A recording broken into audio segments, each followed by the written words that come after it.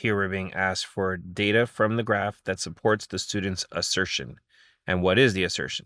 Now, this is a really hard question because it kind of assumes that you understand what trade liberalization means. So let's assume liberalization means modernization and take it from there. So a student is researching the Chinese government's 1992 shift to a market economy that emphasizes liberalization.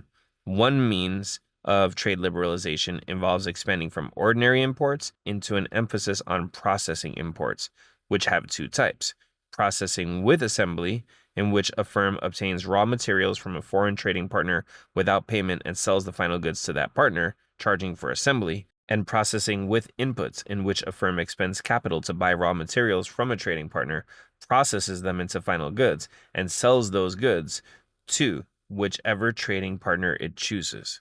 The student asserts that while initial efforts at trade liberalization were shaped by Chinese firms' limited capital, the situation resolved during the 2000s.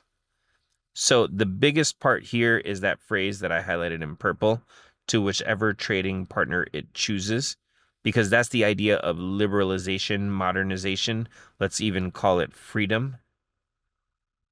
And so that's the most active phrase in this whole thing.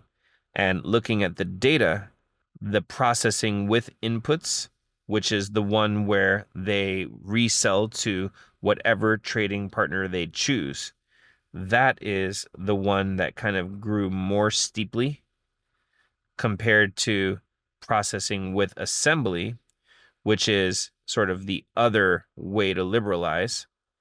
And so the one with more freedom grew at a higher clip.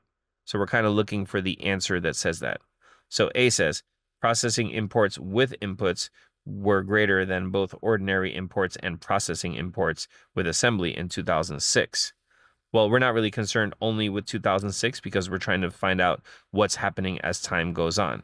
B, from 2000 to 2006, processing imports with inputs rose much more sharply than processing imports with assembly did.